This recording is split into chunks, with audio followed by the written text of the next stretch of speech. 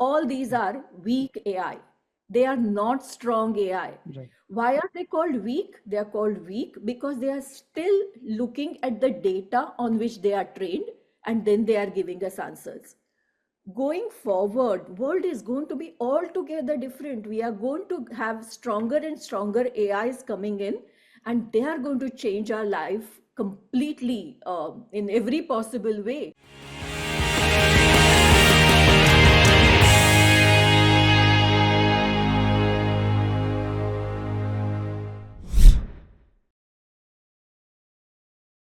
Hello, everyone.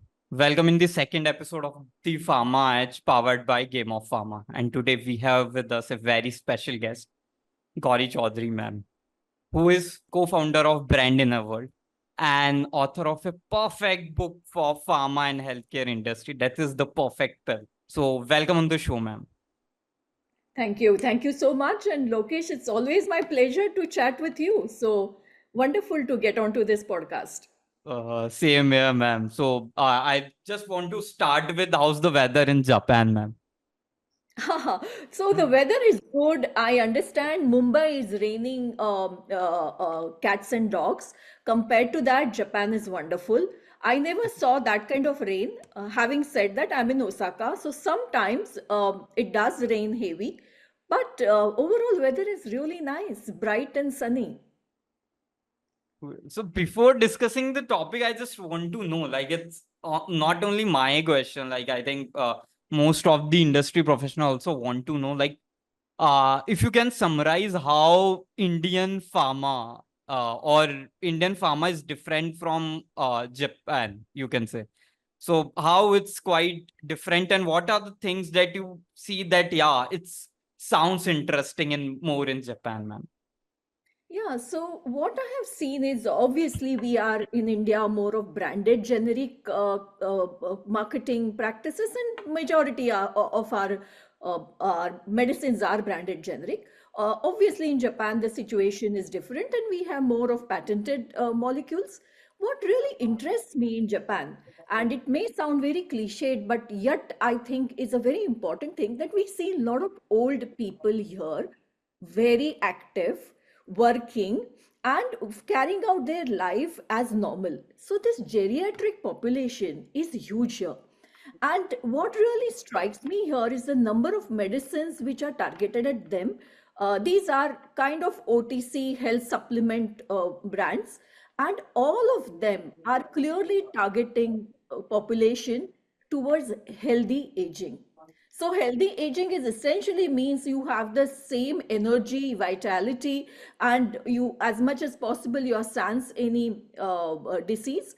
And I see, when I actually see those on the those health supplements on the racks, and when I see the population, I somewhere feel they are working.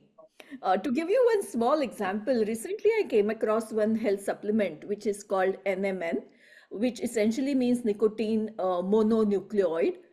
nucleotide, I'm sorry. And that one medicine is such a wonderful health supplement that actually helps keep the muscle tone right, keep the pancreas fit, your skin tighter, and stuff like that. And when I looked at the population, I wondered if all of them were on those kind of health supplements. So that part is which attracts me.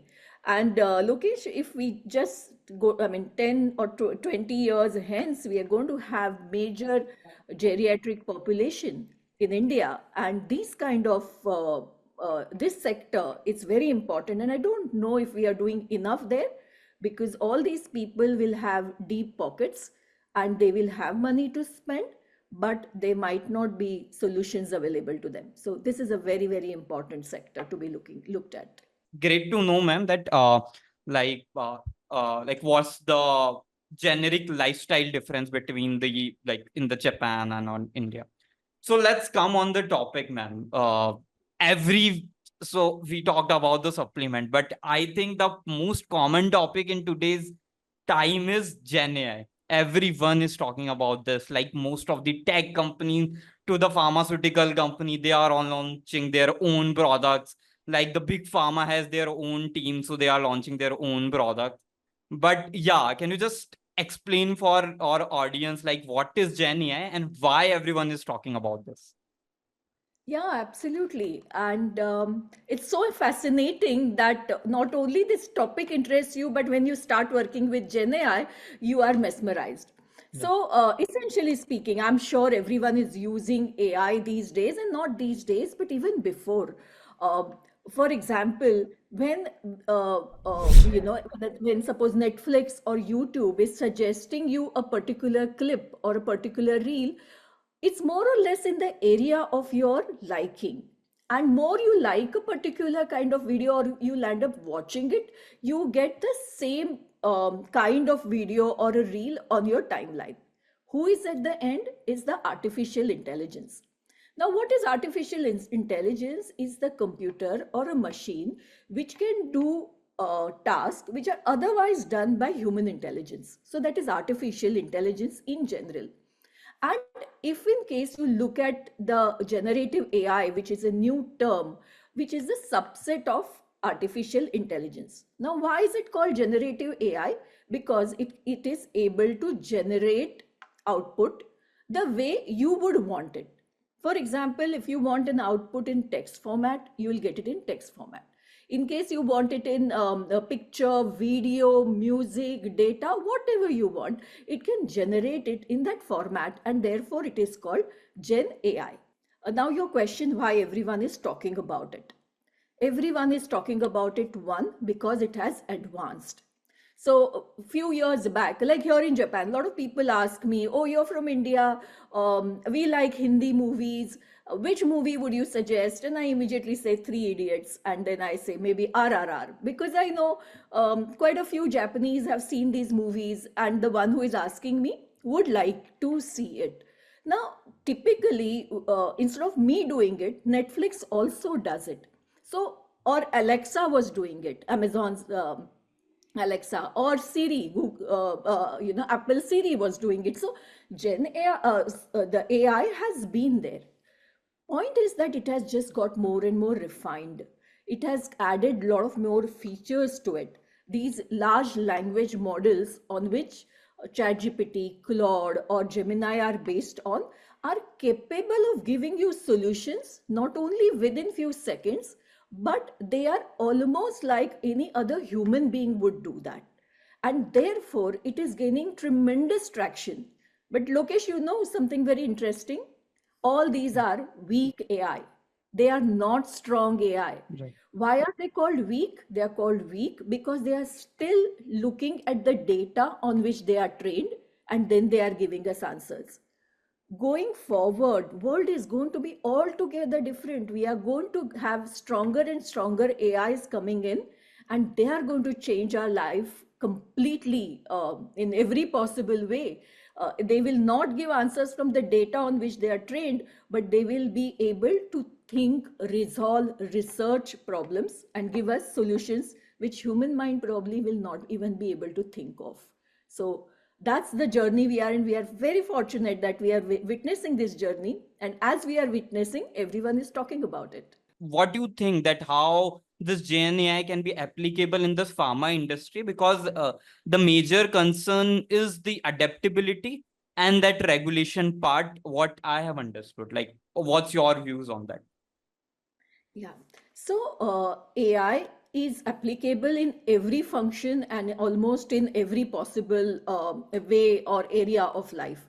In pharmaceutical industry, it is altogether more important for two reasons. Let me say, one is that whatever use cases I'm seeing or whatever research is happening, it is happening in the area of healthcare, because that's one of the most attractive thing to humankind, and therefore a lot of work has happened in healthcare related AI. So we have a lot of understanding there. To give you a simple example, that certain CT scans or certain diagnostic tests which miss human eye are picked up by machine and AI. So we know that there is a lot of stuff out there.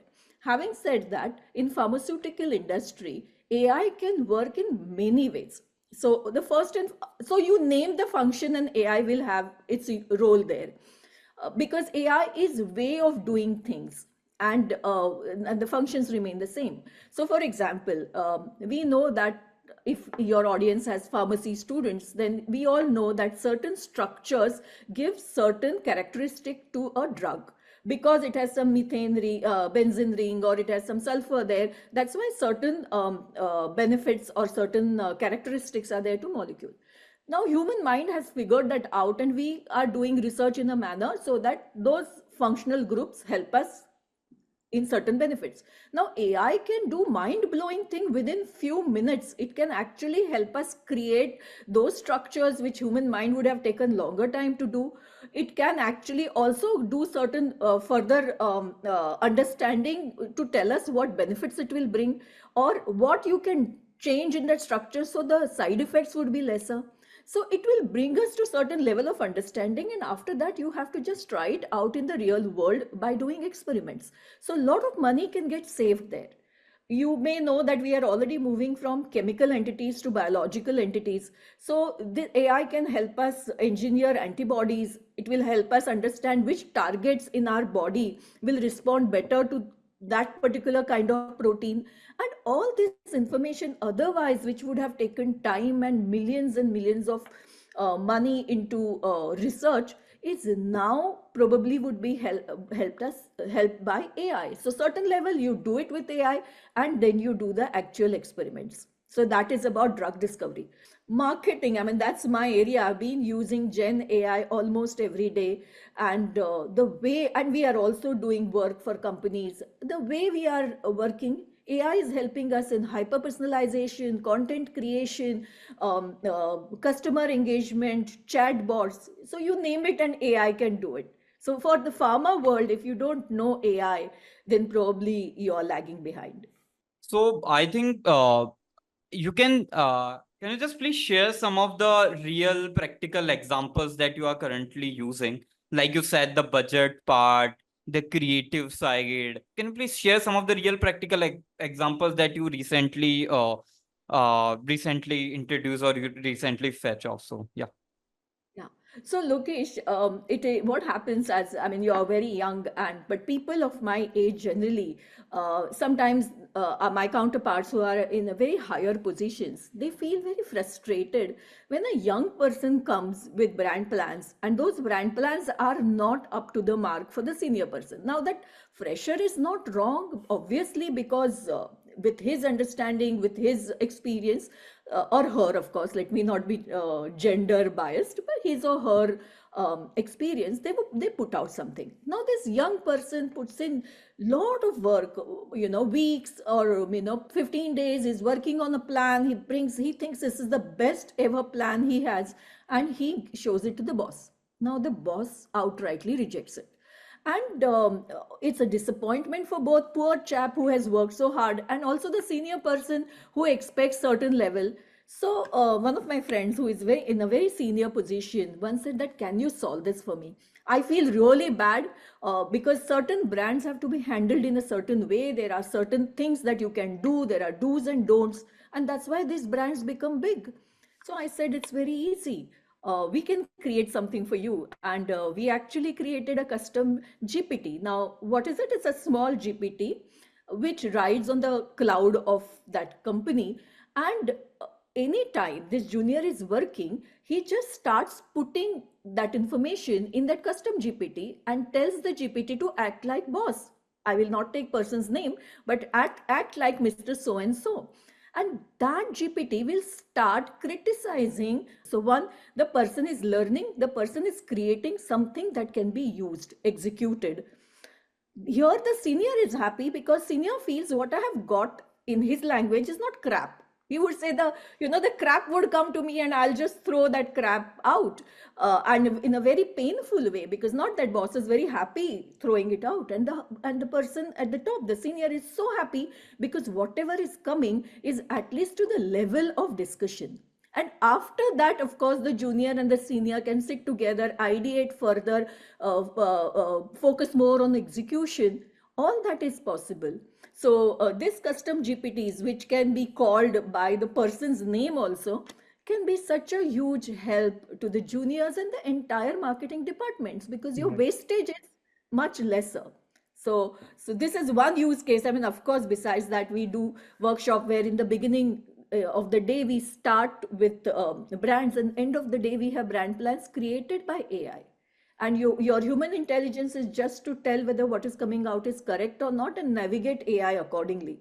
So it's a good mixture of human intelligence and artificial intelligence together, giving brand plans. Right. I think in pharma, HI and AI both will solve the problem efficiently, I guess, because human involvement is quite necessary. But at the same time, if you make it faster, your processes, the phase one and phase two can be solved by the AI, and phase three, whatever the approval and all other part, I think HI will be will be in the center position, I guess. So to make it fun, ma'am, let's play a game. Like it is let's innovate faster. The game title is, and it's very simple. Like I will tell a phrase or a word to you. Whatever comes to your mind first, you need to just convey this to our audience. Okay. So let's start with first word is Indian pharma. Indian pharma. What comes to my mind first is pharmacy of the world, Okay. because we are Okay. the ones who are giving, one in every three vaccine is from India at a global level. 25% of UK's medicines are Indian. Globally, 50% of the vaccines are from India. So we are 40% of medicines are from India, the generic medicine. So we are the pharmacy of the world, and there is no doubt about it. Okay. Second is future of pharma. Well, future of pharma, I think, would be predict, prevent, and personalize medicine. So future of face-to-face marketing. Definitely there, because human intelligence and artificial intelligence can coexist. But what is very important to human beings is the human touch, the relationship. So face to face is going to remain there. Now it will be much better, much different, and much more, I would say, real, because here we are talking and both of us are talking to each other. But Meta is going to soon kind of have you and me in the same environment, in the same room, and we may have much more beneficial interaction. So face to face is not going anywhere. Brand Innerworld. Inside the world of healthcare brands, anytime, any question, come to us. Yeah, thank you, ma'am, for this fun game. Let's end this podcast with this insightful and the with your parting thoughts on this question, that these how can we student upskill uh, with this Gen AI, and if how this learning these AI tools and learning generative AI, because it is not part of their curriculum. Like curriculum is standardized, I don't know when. So how this Gen AI and this AI tools can help them in grow their future uh, in the marketing or any other industry, we can say. Yeah. So, Lokesh, let me tell you, there's a huge difference between your generation and my generation. Probably my generation needed to learn anything, we needed money and, of course, then time and the hunger. Luckily, the today's students don't really need money. Why I'm saying this? Knowledge, like I like to take this phrase from one of the Bollywood movies, which says, knowledge to bat raha hai. Everywhere there is knowledge. You go on YouTube, you go on Twitter, you go on any social media, you will learn your AI from there. All you require is the hunger. There are so many free courses out there, like Marketing AI Institute or IBM or Microsoft, or even on LinkedIn. There are free courses available. Go and attend any one and you will learn AI. The important point and the parting thought I would like to leave is that knowledge is compounding. It is impossible to learn everything. So, first of all, understand yourself. Understand what really makes you tick. What is it that makes you feel that, oh, this is the area I want to be in? It could be any of the traditional parts like marketing, whatever, research, etc. But beyond that, what excites me is the first question: what am I good at? And then go out and understand how various fields are helping, or various knowledge is helping your area. Learn that part. And for learning, all you will need is time and hunger. Follow the right people on social media, follow the right companies on internet, and learn. So university giving you all knowledge is impossible now. You're going to learn now, and you're going to keep learning throughout your life. I am learning every day, so learning has not gone anywhere, so you're going to continue learning throughout.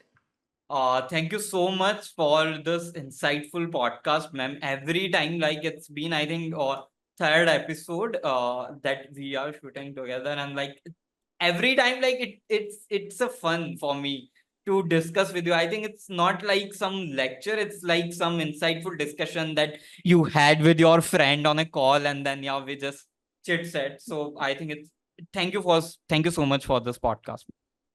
Thank you so much, Lokesh. My pleasure.